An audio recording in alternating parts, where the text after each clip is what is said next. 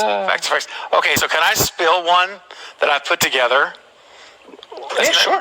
It's a plot point, and it's in the B-roll. It's all there if you start to connect dots, which is like Knight, you were just saying. 1 second. And this is one that I'm actually, I don't know, I kind of feel good about it. Again, I'm no rocket scientist or anything like that, but if you notice in this B-roll, well, first of all, let me back up. In the I might even have the image you're talking about. You're getting me all hyped up right now. Well, we'll see. We'll see if maybe we might be on the same wavelength. So, remember in the trailer that came out, we had Hawkins running up to the house with the blue police lights. Remember? And then we see that shot in the trailer, the first trailer, of Laurie outside. It's a real close shot on her face, blue lights. Well, now this B-roll footage opened everything up because we were all speculating. When is this, like, someone's dead in this house, and remember that Final Girl poster where that body's laying on the floor, and we're like, someone's dead here. She's called the cops. We know she's still alive because she's got the blue lights outside. Hawkins is still alive because he's running up to the house. But then we're like, what happened? Did Allison die? Is it Lindsay? Is it Corey? Or is it Michael? What happened? Well, if they look at the footage and you watch it, there's David Gordon Green. They're outside of the house, and Laurie's standing there, and he's calling out direction. And this is the police cars are there. This is that moment, and David Gordon Green saying, "Hawkins, look at Laurie." And I may be saying it wrong, but in essence, and then he says, "Allison, look at Laurie or Hawkins." Right. And then you don't see her anywhere, but he says, "Lindsay, look at Laurie." I said, okay, now I'm going to do the simple process of elimination. So someone is dead in this house, or at least attacked, because, by the way, in this scene, Laurie's hands are bloody. She's got blood on both hands. They're still wet. I got that image. Do you want me to put that image up? Are we ready? Are we okay doing that? Yeah. I am. Okay. Sure. Let's do it. Like I said, it's public information. We still want people. Yeah. Okay, so check this out.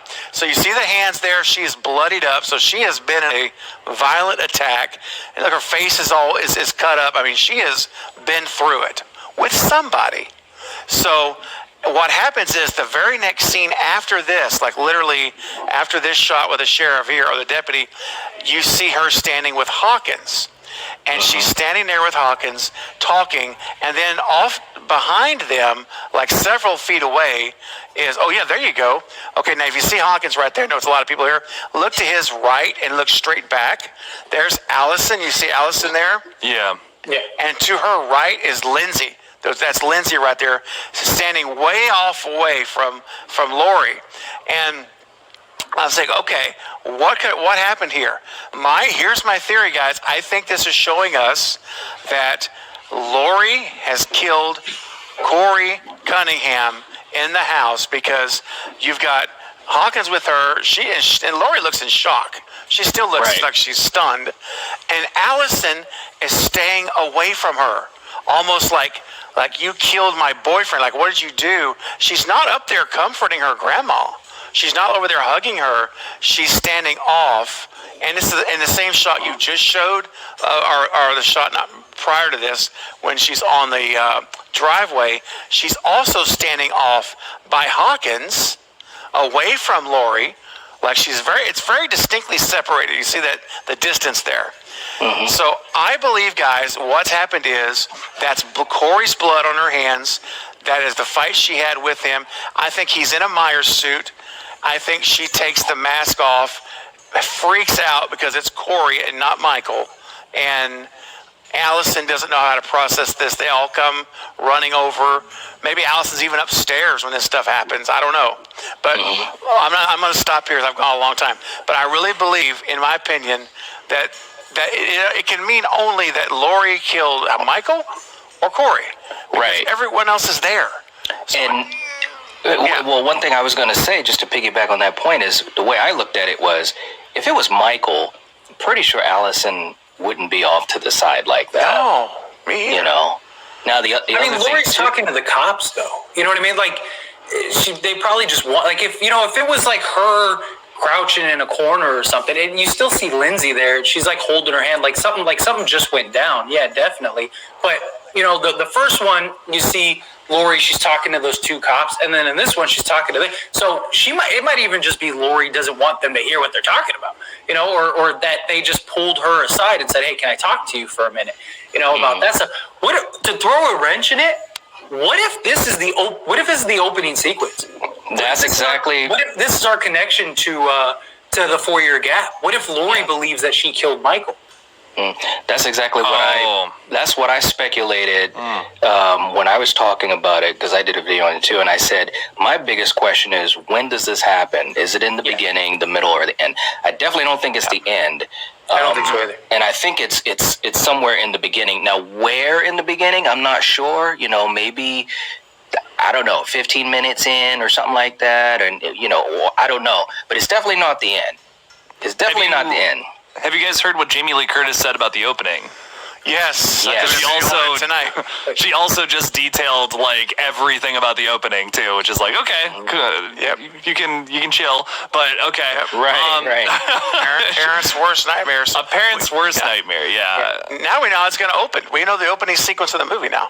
Yeah. I mean, I don't know how else to spin it. We also have the soundtrack. We have a character named Jeremy, who's probably the kid that's getting babysat, who tells me he's not going to make it through the opening. I don't know. Just some thoughts, but yeah. Well, I don't know.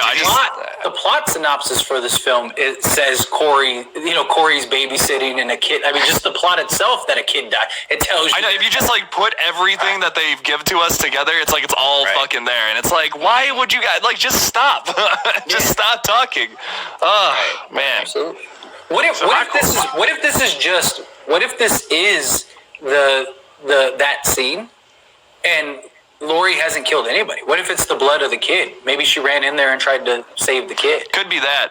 Could be that. Maybe she heard someone was dressed up like Michael Myers too. Yeah, or something like that, and she runs in there, and the kid's like laying there. She's trying to resuscitate. That could also explain why. Like Laurie's talking to the police and stuff like that, because they might be asking, like, what happened? Like, were you there? Like, Or another thing that could happen is if Corey was dressed as Michael, maybe they had a run-in or whatever, and maybe, she hurt him, or, just some stuff happened, but he escapes and goes back down to the sewers, And the baby, and I'm still going with what you're saying, Faye, and maybe the kid is hurt or whatever, you know what I mean? It could go in a couple different directions, maybe. I'm sorry, Jake, what were you going to say? I was going to say that might be why Corey might not like Laurie Strode, because there's something there. There's some kind of connection, because I've talked about for a while. I'm like, Corey's not in this movie for no reason. Like, they're not just writing in this random character to do some bullshit and then peace out. He's going to be the thing that brings Michael and Laurie together, even if that does detract from Michael's screen time in this movie, something we're all kind of worried about. But yeah, I think that's like, there's got to be something there. He has to have a motivation. Maybe he doesn't like Laurie because she's the one that was like, holy fuck, you killed a kid while you were babysitting him or something. It could be something along those lines, and then maybe he kind of resents her for that, but he got away with it scot-free. So I'm just spitballing here.